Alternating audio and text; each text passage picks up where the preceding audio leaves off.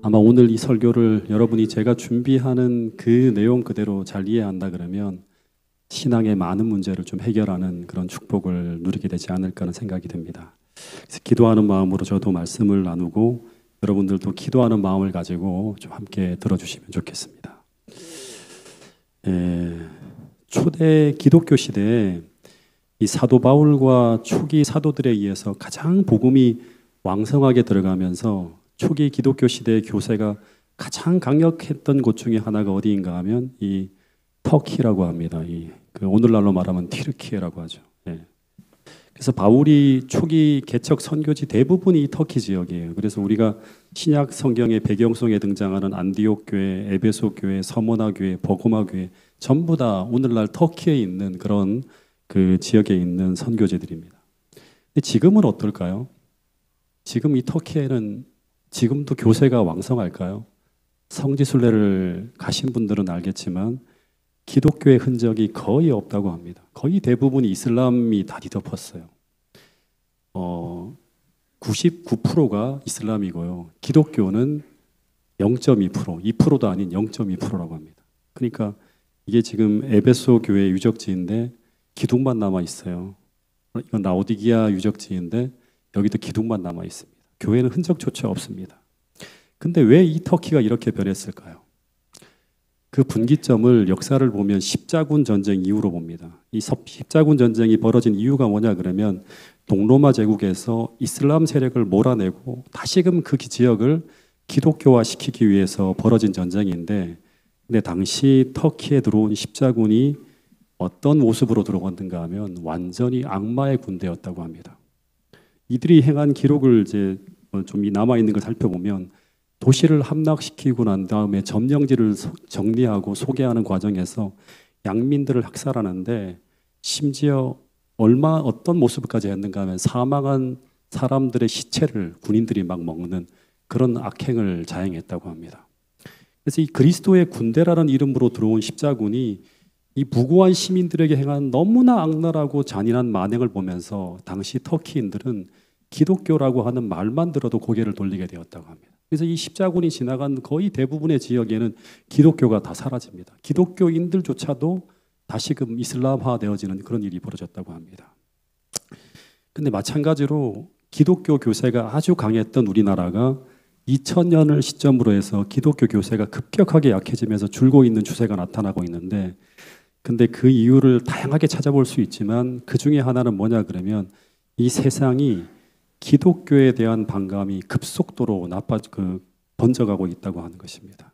그런데 이 반기독교 정서에 가장 큰 기여를 하고 있는 것 중에 하나가 뭔가 하면 이 경전의 내용과 다르게 살아가고 있는 기독교인들의 위선에 대한 모습 때문이라고 해요.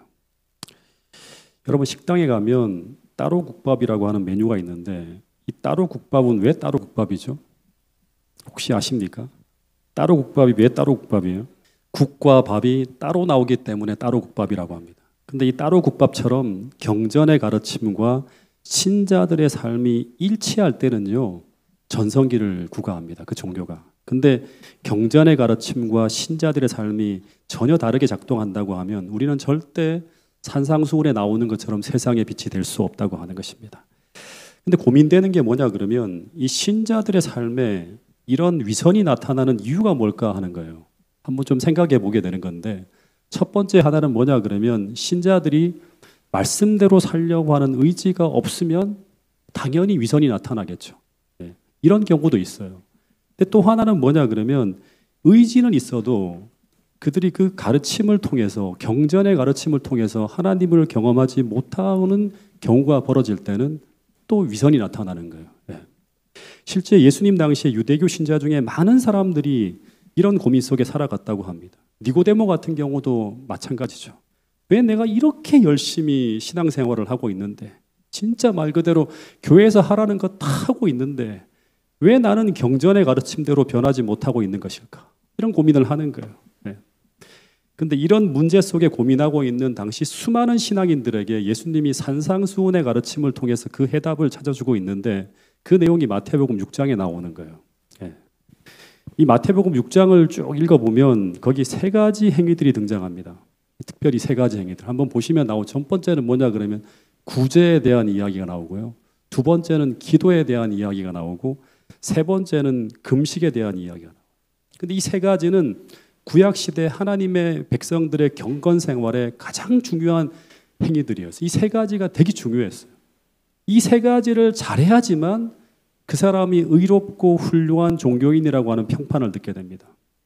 그러다 보니까 당시 사람들은 이런 의로운 행위를 행할 때만 되면 이것을 좀 드러내기 위해서 요란을 떨었다고 합니다. 특별히 금식할 때는 어떻게 하는가 하면 더 수척하게 보이려고 세수도 안 하고 그 다음에 마치 기운도 더 없는 것처럼 허유하고 다니고 기도할 때도 구제할 때도 최대한 사람들에게 내가 이런 걸 하고 있다고 하는 것을 드러내고 알리기 위해 애를 썼다고 합니다. 그래서 내가 이런 경건한 사람이고 이런 훌륭한 신앙인이라는 걸 사람들에게 계속 드러내기 위해서 그걸 조금 더 요란하게 했다고 합니다. 근데 예수님께서 마태복음 6장 1절부터 나오는 이야기를 보면 당시 이런 신앙의 모습이 어떤 문제를 만들고 있는지를 아시고 이런 말씀을 하셨어요.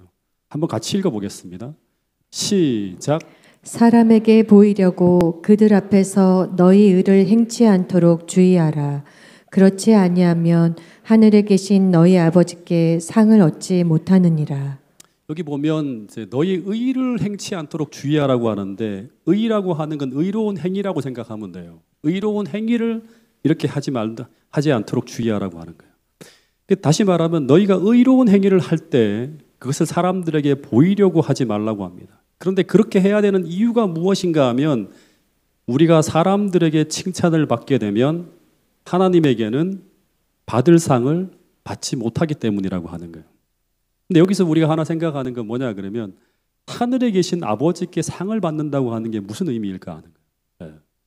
첫 번째는 내세의 축복도 있지만 1차적으로는 뭔가 하면 경건한 삶을 실천하면서 하나님을 만나게 되는 축복이에요.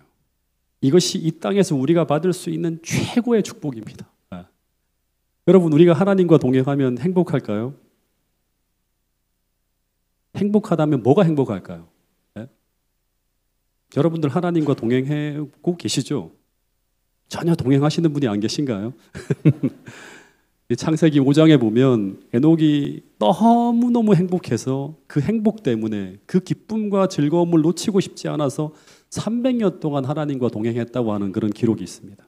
근데 부조와 선지자를 보면 그 행복은 무슨 꿈을 꾸듯 황홀경 속에서 이루어지는 행복이 아니라 매일매일 성령 하나님이 호소하시는 그 음성을 따라서 그가 의를 행할 때 의롭게 살아라 의롭게 살아라 말씀하시잖아요.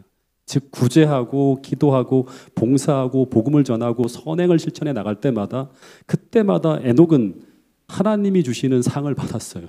근데 그 상은 바로 뭔가 하면 그의 마음에 하나님이 임재하시는 가운데 담겨지는 하나님이 주시는 기쁨과 은혜가 충만한 상태를 경험하는 거예요. 하나님이 주시는 그 기쁨이에요. 다시 말해서 그는 일상생활 속에서 경건하고 의로운 삶을 실천해 나갈 때 그 일을 통해 하나님이 주시는 상인 그 행복과 또 하나 더가 있죠. 하나님을 만나며 경험하는 품성의 변화를 경험하고 있었다고 하는 거예요. 이 상을 받는 거예요. 이 상을 받으면 우리는 행복할 수 있어요. 근데 당시 유대인들도 동일하게 구제하고 기도하고 봉사하고 선행을 실천하면서 그런 의롭고 경건한 삶을 살아가고 있었는데 그런데 그들은 왜 이런 기쁨을 경험하지 못하고 있었을까? 이게 이제 그들의 고민인 거죠. 심지어 그들은 그 경건한 삶을 실천하는 그 시간까지 정해놓고 그런 삶을 실천하려고 애썼어요. 그런데도 그들은 하나님을 만나지 못하고 점점 더 메말라가고 있었다고 하는 것입니다. 근데 여러분 오늘 우리에게도 이런 일이 벌어질 수 있을까요? 오늘 우리가 열심히 말씀을 전하고 봉사를 하고 예배를 드려도 우리는 당시 유대인들처럼 우리 삶이 점점 더 메말라가고 강팍해져가고 피폐해져가는 그런 모습을 경험할 수도 있을까요? 근데 그 이유는 무엇 때문일까? 그 이유는 바로 그들이 사람들이 주는 상은 받지만 하나님이 주시는 상은 받지 못하고 있었기 때문이라고 하는 거예요. 근데 그 이유는 그들의 경건 생활이 이렇게 실천되어지고 있다면 그들은 하나님을 못 만난다고 하는 거예요. 진짜 중요한 말씀인데요. 그 당시 그 시대 교인들뿐만 아니라 오늘 우리에게도 적용되어지는 말씀이에요. 2절부터 4절까지의 말씀을 같이 한번 읽어보겠습니다. 시작. 그러므로 구제할 때에 외식하는 자가 사람에게 영광을 얻으려고 회당과 거리에서 하는 것 같이 너희 앞에 나팔을 불지 말라. 진실로 너희에게 이르노니 저희는 자기 상을 이미 받았느니라. 너는 구제할 때에 오른손에 하는 것을 왼손이 모르게 하여 내 구제함이 은밀하게 하라. 은밀한 중에 보시는 너희 아버지가 갚으시리라. 여기 본문에 보면 두 가지의 단어가 아주 눈에 보이게 계속 반복됩니다. 첫 번째는 은밀하게라고 하는 단어와 두 번째는 보이려고 하는 단어예요. 근데 이 단어는 마태복음 6장의 세 가지의 경건 생활에 대한 언급이 나올 때마다 꼭 대조되어 등장하는 단어예요. 은밀하게와 보이려고라고 하는 단어. 다시 말해 주님은 마태복음 6장에서 우리가 경건한 삶을 실천할 때 그때마다 언제나 사람이 아닌 은밀한 중에 보시는 하나님 앞에서 그 일을 행하고 있다는 것을 기억하라고 말씀하고 있는 거예요. 진짜 중요한 말씀이죠. 그래서 은밀하게 하면 비록 사람들에게는 보이지 않지만 그러나 은밀한 중에 하나님이 보신다고 하는 거예요. 은밀한 중에 보시는 너희 아버지께서 보시고 그리고 어떻게 하신다? 반드시 갚아주신다고 말씀하고 있어요. 여러분 이게 쉬울까요? 어려울까요? 어려워요. 하나님을 깊이 인식하지 못하면 영성이 약하면 절대 이렇게 할 수가 없어요. 우리는. 당시 구제하러 나가는 사람들의 모습은 어떤 모습이었는가 하면 이게 종교가 완전 타락할 때의 모습이에요. 좀 과장하게 표현하면 여러분 저는 이만큼 선한 사람입니다. 이 일을 하고 있는 나를 좀 도와주세요 하면서 오늘날 국회의원이나 정치인들이 하는 것처럼 최대한 자신을 알리기 위해서 최선을 다했다고 합니다. 그래서 국회의원들이나 정치인들이 구제를 행하는 동기가 뭐예요? 그 사람들을 위해서 그렇게 하는 거예요? 그렇지 않죠. 자신을 드러내어서 자신이 영광을 받아서 또다시 국회의원이 되기 위해서 그렇게 하는 거예요. 근데 동일하게 당시 신앙인들도 그런 목적으로 선행을 했다고 합니다. 그래서 이런 사람들을 예수님은 뭐라고 표현했죠? 어떤 사람이다? 외식하는 자라고 표현했습니다. 외식하는 자라는 이 단어는 어떤 의미인가 하면 헬라어 원어를 보면 연극하는 배우라고 하는 뜻을 가진 그런 단어예요. 근데 연극하는 배우가 연기를 하는 이유가 뭐죠? 관객들에게 보이기 위한 동기를 가지고 그 일을 행하죠. 마찬가지로 외식하는 자들도 그들이 선행을 행하는 목적은 다른 사람들에게 보이기 위한 목적으로 그 일을 행한다고 하는 것입니다. 그 일을 행하며 의식하는 포커스가 하나님이 아니라 사람이라고 하는 것이죠. 여러분 여기서 진짜 우리가 중요하게 생각해야 될 게 뭐냐 그러면 하나님께서 우리에게 선행을 하라고 하신 이유가 무엇일까요? 왜 우리는 구제하며 가난한 사람들을 돕는 선행을 해야 됩니까? 하나님이 천사를 통해서 다 하실 수 있는 일인데 왜 하나님이 우리를 사용하려고 하시는 걸까요? 예언의 신에 보면 분명히 나왔죠. 이런 얘기들이. 더하여 그리스도인이 하는 선행은 공을 쌓는 게 아니잖아요. 즉 구제를 해야지만 천국에 들어가는 것도 아니에요. 근데 왜 하나님은 우리에게 선행과 봉사를 하라고 하시는 걸까요? 한번 생각해 봐야 돼요. 그 이유는 우리가 믿음으로 경건한 삶을 실천하게 될 때 그때마다 우리는 어떤 축복이 약속되어져 있는가 하면 또다시 반복합니다. 하나님이 함께 하시는 축복을 경험하게 돼요. 다시 말해서 성령께서 행하라고 하는 호소하는 그 의로운 행위를 우리가 믿음으로 행할 때마다 우리에게 어떤 일이 벌어지는가 하면 그 모든 행위마다 성령이 함께 하시는 역사를 경험하게 돼요. 그 말씀이 어디 나와 있는가 하면 갈라디아서 5장에 나와요. 성령을 쫓아 행하라. 그리하면 성령이 함께 하시는 열매가 맺힌다고 하는 거예요. 즉 성령께서 호소하시는 그 의로운 명령을 따라 우리가 순종하며 선행하고 구제하고 봉사하는 삶을 살아가게 되면 그러면 성령이 함께 하시는 가운데 우리 삶에 뭐가 나타난다? 성령의 열매가 나타난다고 하는 거예요. 그러니까 결과가 반드시 있다고 하는 거예요. 이것을 금지할 법이 없대요. 그 열매 중에 하나가 뭔가 하면 제가 방금 전에 말씀하신 것처럼 희락이라고 하는 하나님이 주시는 기쁨과 행복이 충만해지는 거예요. 이거를 받아야지만 평생 주님과 동행할 수 있는 거예요. 행할 때마다 너무너무 기쁘고 행복한 거예요. 이게 사람 사는 행복이구나 하면서 행복해지는 거예요. 더 이 기쁨과 행복만이 아니라 우리가 정말 순수한 동기 속에서 이 경건한 삶을 하나하나 실천해 나갈 때 또 하나의 열매가 만들어지는데 그것이 바로 뭐냐 하면 우리 안에 담겨 있는 반드시 천국을 가기 위해서는 우리가 사라져야 될 이기심과 탐욕적인 품성이 성령의 역사를 통해서 이타적으로 변화되어지는 경험을 하게 된다고 하는 거예요. 근데 문제는 그 동기가 이기적으로 변질될 때요. 이게 문제예요. 다시 말해 그 행위의 동기가 하나님을 의식하는 행위가 아니라 사람에게 보이려고 행할 때, 혹은 자기 영광을 위해 선행을 하게 될 때 어떤 일이 벌어지는가 하면, 겉으로 볼 때는 똑같은 행위를 하고 있지만 행위의 결과는 달라지게 된다고 하는 거예요. 다시 말해서 후자의 선행엔 성령이 역사하지 않습니다. 어떤 변화도 일어나지 않습니다. 왜냐하면 하나님은 그 선행을 통해 우리의 이기심이 사라지기를 바라시는데, 내가 사람의 칭찬을 듣기 위해 혹은 다른 사람에게 보이기 위해 그 행위를 하게 되면 그것은 또 다른 형태의 이기심이 내 마음속에 만들어지는 거예요. 선행은 행하지만 내 안에서 자라나는 것은 뭐가 아니다, 하나님의 마음이 아니라, 이타심이 아니라 이기심이 자라나는 이상한 일이 벌어지게 된다고 하는 것입니다. 실제 바리새인들은 죽으라고 선행을 실천했지만, 그러나 그들은 점점 더 이기적인 인간으로 변해져 가고 있었죠. 그래서 우리가 정말 경건한 신앙인이 되기를 바란다면, 정말 주님 닮은 사람으로 변화되어지기를 소망한다면, 우리는 이 말씀을 깊이 마음에 새겨야 됩니다. 같이 한번 읽어보겠습니다. 산상수훈 82페이지에서 83페이지에 있는 말씀입니다. 시작. 자선 사업은 이중으로 축복을 받는다.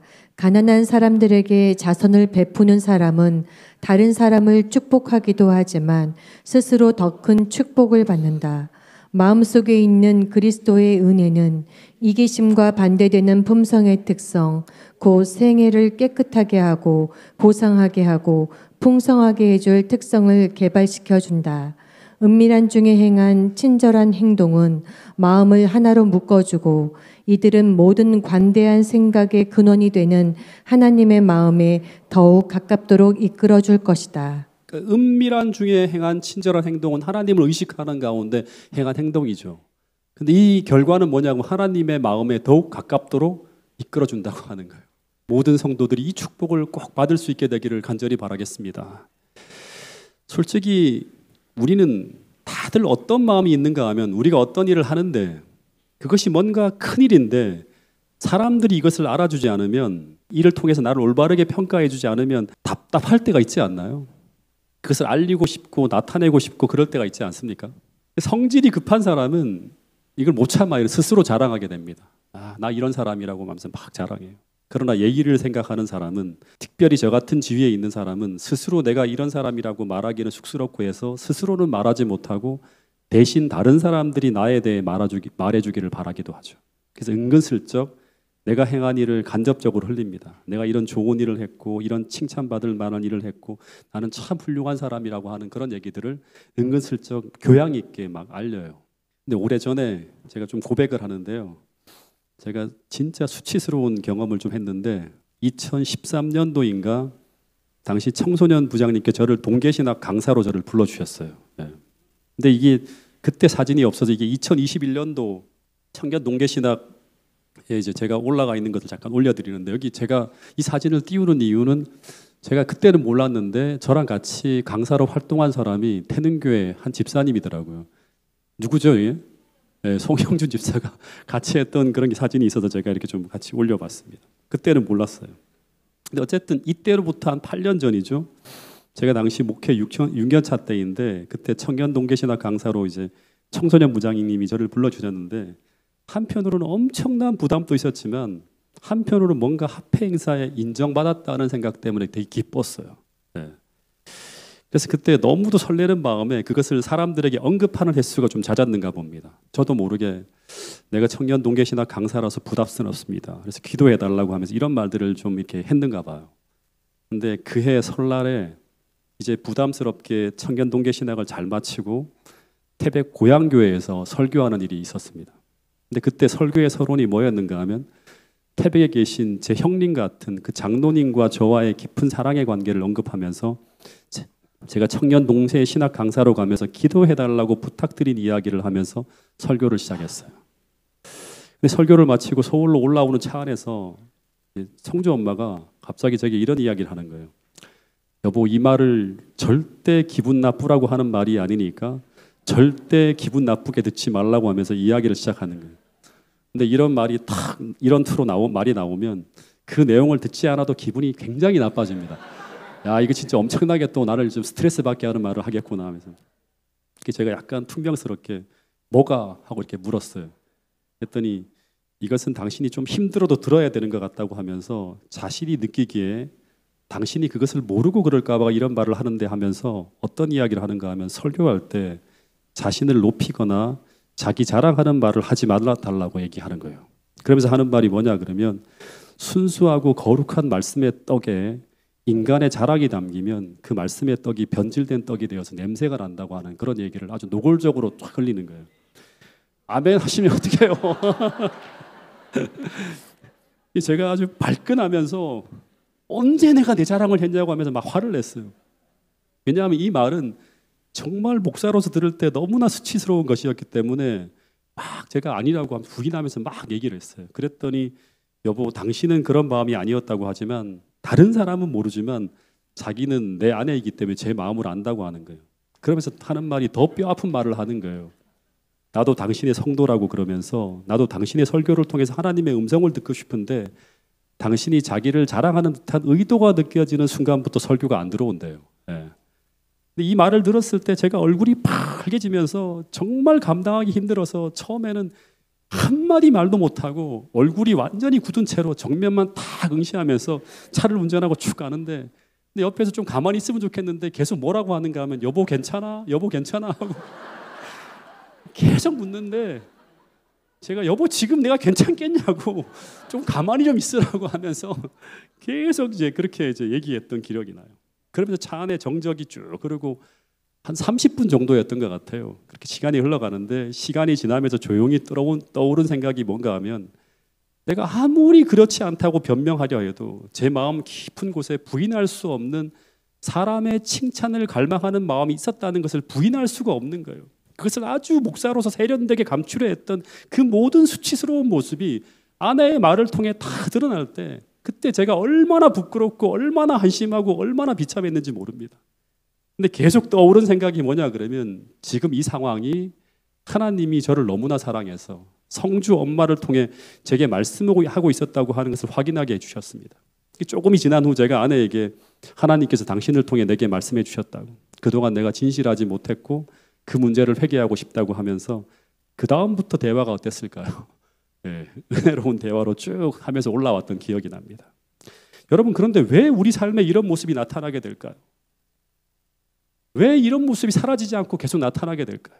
그 이유는 본문을 통해 보면 오늘 우리가 하나님 앞에 서는 경험이 적을 때 이런 모습이 나타납니다. 다시 말해서 오늘 우리가 하나님 앞에서 스스로를 깊이 살피며 그분을 만나는 경험이 얕아지면 필연적으로 나타나는 현상이에요.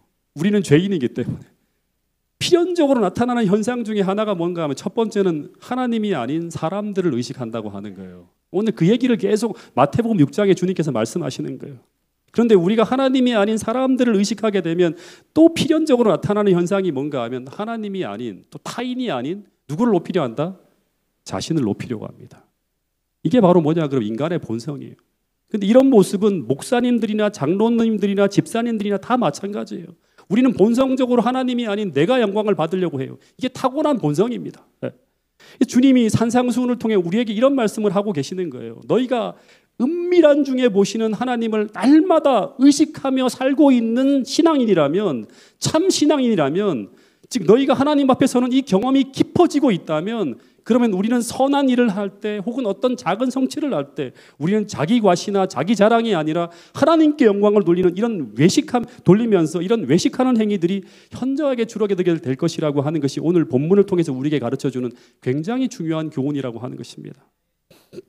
또 하나 이 지점에서 또 하나 생각해야 되는 게 뭔가 하면 제가 집사회 시간이라든가 혹은 봉사할 때 짧게 이 말씀을 드리고 있는데 우리가 하나님께 드리는 봉사와 구제와 선행은 하나님께 드리는 예배 행위예요.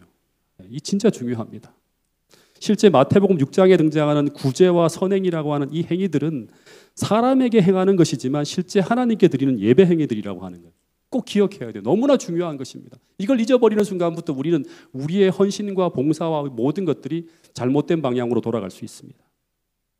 로마서 12장 1절에 보면 이런 말이 있죠. 사도 바울이 너희 몸을 하나님이 기뻐하시는 거룩한 산 제사로 드리라고 하는데 그 이유는 뭔가 하면 이것이 우리가 드릴 영적 예배이기 때문이라고 하는 거예요.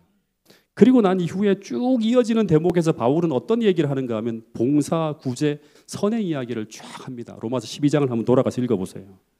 그래서 이 말씀을 연결시켜 보면 우리 몸을 하나님이 기뻐하시는 산 제사로 드리는 영적 예배 행위는 뭐냐 그러면 구제와 봉사와 선행을 통해 나타나는 거예요.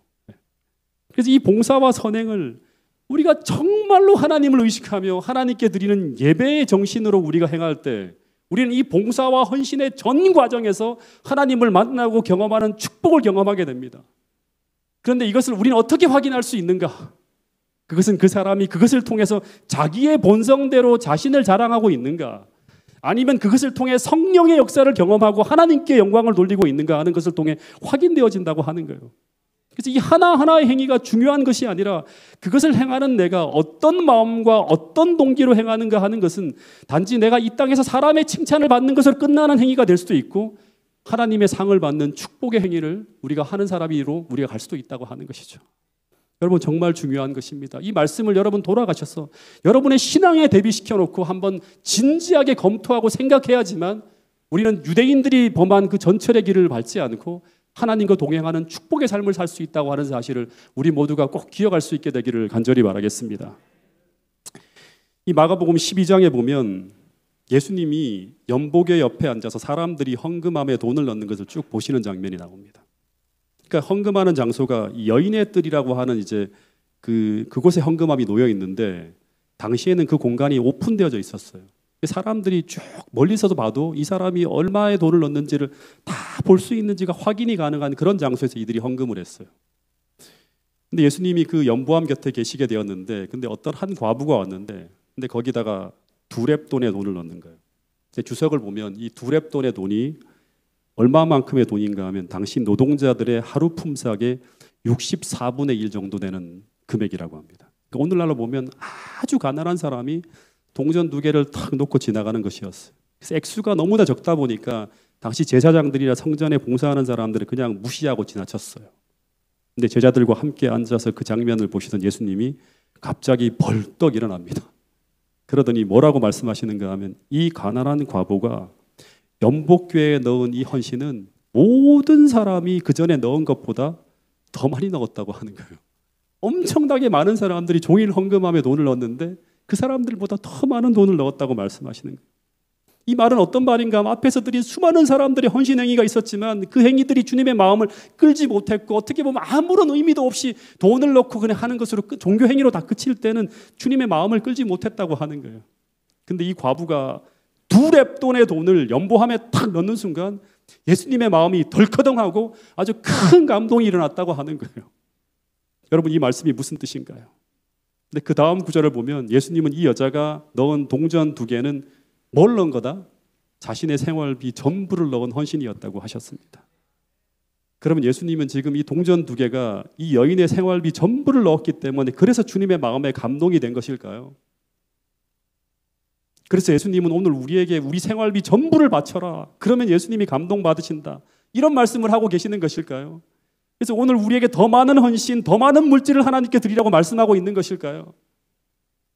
여러분 이 여인이 드린 두렙돈은 가난한 사람에게나 부자에게나 동전 2개입니다. 이 동전 2개가 비록 이 여인이 가진 것의 전부이지만 이것은 그냥 그날 하루 한 끼 정도의 밥값이라 이것을 드린다고 하는 것은 그냥 한 끼 정도 굶는 희생일 수 있는 거예요. 그래서 이 여인이 드린 동전 2개를 드린 것이 생활비 전부를 넣은 큰 헌신이긴 하지만 자신의 전 재산을 바쳤다고 해석하는 것은 지나친 해석일 수 있습니다.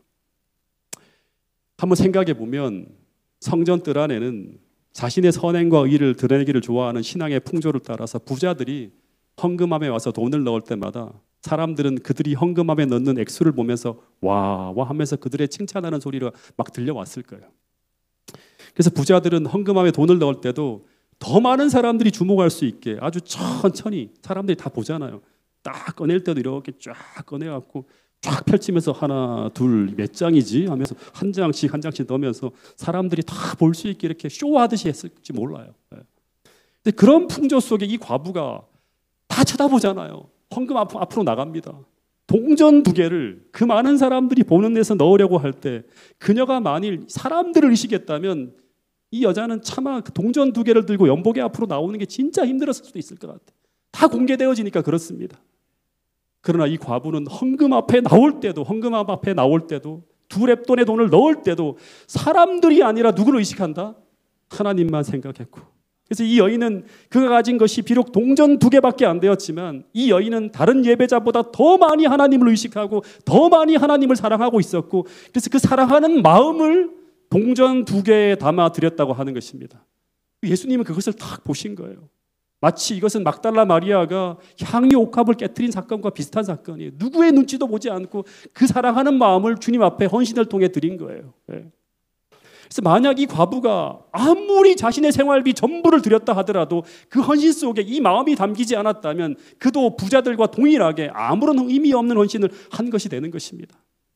여러분, 하나님은 오늘 이 예배 시간에 우리에게 받기를 바라시는 것은 바로 우리의 물질이 아니라 당신을 사랑하는 진심 어린 마음이라는 사실을 잊지 않게 되기를 간절히 바라겠습니다.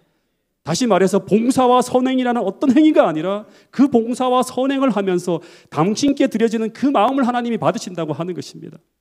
그래서 오늘 이 안식일 예배에 참여한 여러분들의 마음에, 그리고 여러분들의 헌신에 이런 아름다운 마음이 담기지 않았다면 하나님은 우리의 어떤 헌신도 받지 않으신다고 하는 사실을 기억할 수 있게 되기를 간절히 바라겠습니다.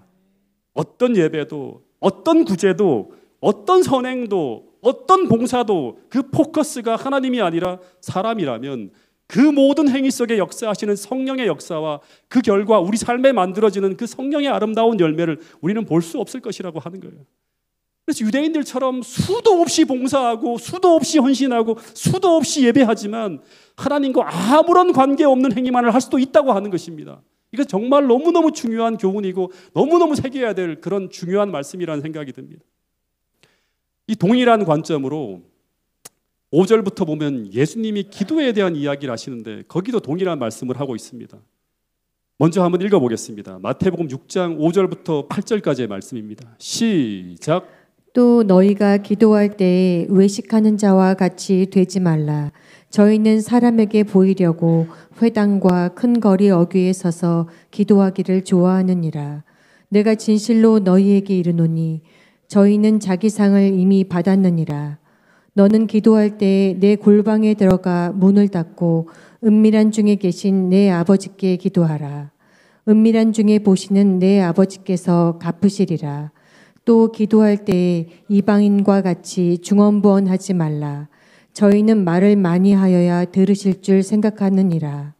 그러므로 저희를 본받지 말라. 구하기 전에 너희에게 있어야 할 것을 하나님 너희 아버지께서 아시느니라. 여기서도 예수님이 기도하시는 말씀하시는 기도에 대한 핵심은 여기도 똑같죠. 은밀한 중에와 보이려고 하는 어떤 그런 얘기가 나옵니다. 그래서 예수님이 기도에 대해서 말씀하시려고 하는 핵심은 사람에게 보이려고 하는 기도인 외식하는 자와 같은 그런 기도를 하지 말라고 하는 거예요. 보통 유대인들은 정오쯤 되면요 성전을 향해 기도하는 습관이 있었어요. 기도할 시간이 되면 다들 기도하는 사람들이 어디로 몰리는가 하면 여기 보면 큰 회당, 사람에게 보이려고 회당과 큰 거리 어귀로 다 사람들이 몰려갑니다. 길모퉁이나 광장 쪽에 다 모여 있는 거예요. 그래서 어떤 사람은 기도하는 시간쯤 되면 사람들이 가장 잘 보이는 성전 계단의 꼭대기쯤에 어슬렁어슬렁 거리는데요. 12시쯤 되면. 그러다가 기도 시간을 알리는 나팔 소리가 딱 울려 나오면 그 사람이 모든 사람이 보는 그 장소에서 어떻게 기도하는가 하면 장황하게 열렬하게 기도를 하면서 자신의 경건을 나타내는 거예요. 그래서 예수님이 비판하는 건 뭐냐 그러면 회당과 큰 거리 어기라고 하는 장소의 문제가 아니라 남들에게 보이려고 하는 기도인 외식하는 기도를 비판하는 거예요. 이런 기도를 하면 주님을 만날 수 없다고 하는 거예요. 왜냐하면 외식하는 기도는 사람을 향하는 기도이고요. 은밀한 기도는 하나님을 향해 하는 기도예요. 그래서 골방에서 기도하라고 하는 말씀은 골방에 가야지만 주님을 만날 수 있다고 하는 말씀이 아니라 하나님을 의식하며 기도하라고 하는 거예요. 또 하나 진짜 중요한 내용이 하나 나오는데 7절에 보이면 예수님은 장소만이 아니라 또 하나 지적하는 게 뭐예요? 기도할 때 뭐 하지 말라? 중언부언하지 말라. 중언부언이 뭐예요? 기도하는 방법에 대한 하나의 비판하시는 말씀이 나오는데 중언부언은 뭐예요? 같은 말을 반복하는 것이죠. 근데 왜 기도할 때 중언부언하지 말아야 되는가? 그 다음의 내용에 어떤 말이 나와요? 사람들은 말을 많이 해야 하나님이 들으실 줄 안다고 생각하는데 근데 하나님은 뭐라고 해요? 우리가 말을 많이 하지 않아도 하나님은 이미 다 아시는 분이라고 하는 거예요. 심지어 구하기도 전에 우리에게 무엇이 필요한지 아시는 분, 더하여 우리가 기도하기 전에 우리가 무엇을 구하려고 하는지, 다시 말해 우리 마음에 담긴 마음이 무엇인지, 지금 우리가 어떤 마음을 가지고 당신께 기도하는지 하나님은 이미 다 하신다고 하는 거예요. 다 하신다고 하는 거예요. 그러니까 주님은 우리가 기도할 때 우리가 지금 어떤 말로 기도하는가 보다 우리가 지금 어떤 마음으로 기도하고 있는지가 진짜 중요하다고 말씀하고 있는 거예요. 네. 다시 말해서 우리가 아무리 화려한 문구로 포장하여 기도한다 하더라도 하나님은 그 기도 속에 담긴 그 마음이 진짜 마음이 아닌 가짜라면, 진심이 아니라면 하나님은 그 기도를 듣지 않으신다고 말씀하고 있는 거예요. 반대로 오늘 우리가 비록 말이 더듬거리고 심지어 논리에는 맞지 않고 더하여 기도가 많이 서툴다 하더라도 그 기도 속에 진심이 담겨 있다면 하나님은 우리의 기도에 움직이시며 반응하신다고 말씀하고 있는 거예요. 그때부터 성령의 임재를 경험하는 거예요. 그때부터 하나님을 만나기 시작하는 거예요. 그래서 오늘 우리의 기도가 이 두렙돈을 드린 과부처럼 아무리 하찮은 예물을 가지고 나온다 하더라도 그 예물에 뭐가 담겨 있다면, 진심이 담겨 있다면, 예수님의 마음을 움직인 것처럼 오늘 우리의 기도에 진심이 담겨 있다면 우리가 아무리 부족한 기도를 드린다 하더라도 그 기도를 통해 우리는 하나님을 만날 수 있다고 오늘 이 교훈을 통해 말씀하고 있는 것입니다. 여러분, 그래서 이런 말씀이 있어요. 예레미야 29장 12절부터 13절 말씀은 이 마태복음 6장의 이 말씀과 딱 통하는 거예요. 같이 한번 읽어보겠습니다. 시작. 너희는 내게 부르짖으며 와서 내게 기도하면 내가 너희를 들을 것이요 너희가 전심으로 나를 찾고 찾으면 나를 만나리라. 그러니까 마음을 다해서 진심과 전심을 가지고 주님을 찾고 찾으면 만나게 된다고 하는 거예요. 여러분, 이 시간 정말 진심으로 기도하고 진심으로 하나님을 예배함으로 하나님을 만나는 축복을 한 번도 빠짐없이 모든 성도들이 누릴 수 있게 되기를 간절히 바라겠습니다. 우리는 주님을 만나고 경험해야지만 우리는 하나님이 주시는 상을 받을 수 있습니다. 그리고 세상에 주는 상이 아니라, 사람들이 주는 칭찬과 찬사가 아니라 하나님이 주시는 축복의 상을 받아야지만 우리는 행복하고 즐겁게 신앙생활을 할 수 있고, 그리고 더 깊은 영적인 체험을 통해서 우리는 내적 변화를 경험할 수 있다고 하는 것입니다. 한 구절 더 보겠습니다. 역대하 20장 5절 말씀입니다. 시작. 여호와의 말씀이 내가 내 기도를 들었고 내 눈물을 보았노라. 내가 너를 낫게 하리니. 네, 눈물을 보았다고 하는 말은 눈물을 흘리며 기도할 때 그 눈물을 통해서 뭘 본다? 진심을 본다고 하는 거예요. 아, 네가 진심으로 기도하는구나 하면서 하나님께서 기도에 응답해 주신다고 하는 거죠. 마지막 제가 예화 하나만 쓰고 마치도록 하겠습니다. 우리가 초등학교 다닐 때만 하더라도 매해마다 12월 달만 되면 뭘 쓰죠? 국군 장병 아저씨께 유문 편지를 씁니다. 저도 매해마다 유문 편지를 썼어요. 근데 저는 단 한 번도 국군 아저씨께 제 편지에 응답하시는 그 답장을 한 번도 못 받았어요.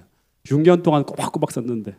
근데 제가 어떻게 편지를 쓰는가 하면 그 편지의 내용을 이런 내용으로 썼어요. 다 외울 정도로 6년 동안 똑같은 반복되는 내용을 썼는데, 국군 장병 아저씨께, 아저씨 추운 겨울에 얼마나 수고가 많으세요. 근데 이게 다 들어가요. 아이들, 모든 아이들이. 아저씨 덕분에 우리는 몸 건강히 행복하게 잘 지내고 있습니다. 그 다음 뭐가 나와요? 결론이 나와야죠. 아저씨 제대 날까지 몸 건강하세요. 저희도 아저씨를 믿고 공부 열심히 하며 지낼게요. 그럼 안녕히 계세요. 1977년, 78년 12월 며칠 고재훈 올림이 끝이에요. 전형적인 초등학교 학생의 유문 편지의 폼입니다. 형식적이고 기계적이고 의미가 하나도 담겨 있지 않은, 오직 선생님이 숙제해오라고 하니까 억지로 해오는 편지예요. 이 편지를 받으면 절대 위문이 되지 않는 편지였습니다.